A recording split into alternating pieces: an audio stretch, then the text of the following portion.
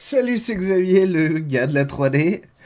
Alors, nous allons continuer notre tasse et nous allons surtout la préparer pour avoir sa anse. Alors, pour créer sa anse, que je vous explique, nous allons avoir besoin de faces supplémentaires pour faire partir la anse d'un côté et lui créer la boucle. Or, le problème, c'est que ici, nous avons que des grandes traversées et non des faces un peu carrées. Donc, ce que nous allons faire, nous allons rajouter des arêtes afin de créer ces faces carrées pour créer notre anse.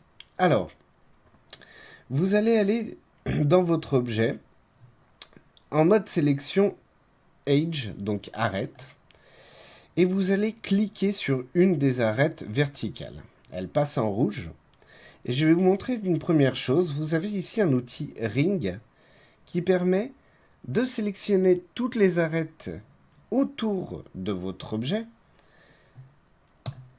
très rapidement. Voilà.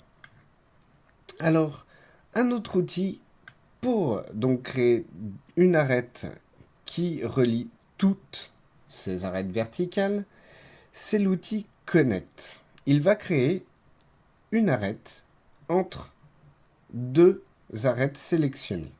Donc, je vais venir cliquer sur la boîte de dialogue à côté de Connect et non sur Connect. Hop. Et vous voyez que j'ai ici un menu qui est apparu. Je peux le déplacer s'il n'est pas au bon endroit. Voilà. Et vous avez ici un 1. Cela veut dire qu'il va rajouter une arête. D'ailleurs, vous pouvez le constater ici. Moi, je vais avoir au moins besoin de deux arêtes qui délimiteront deux côtés de notre face. Mais dans l'idéal, il m'en faudrait encore deux autres, puisque l'on va créer notre anse qui va partir du haut pour arriver et s'attacher en bas. Donc je vais mettre, hop, 4. Vous avez ensuite l'outil Pinch. Alors l'outil Pinch permet de déplacer les arêtes que l'on vient de créer par rapport au centre de ces arêtes. Hop. Vous avez aussi l'outil Slide qui permet de décaler vers le haut ou vers le bas, toujours le long de nos arêtes verticales, les arêtes que l'on est en train de créer. Alors, pour l'exercice présent, je ne vais pas mettre 4 puisque je vois que je ne peux pas avoir des faces à peu près carrées. Donc, je vais repasser à 2. Je vais utiliser le pinch pour avoir quelque chose d'à peu près carré, voilà, comme ceci.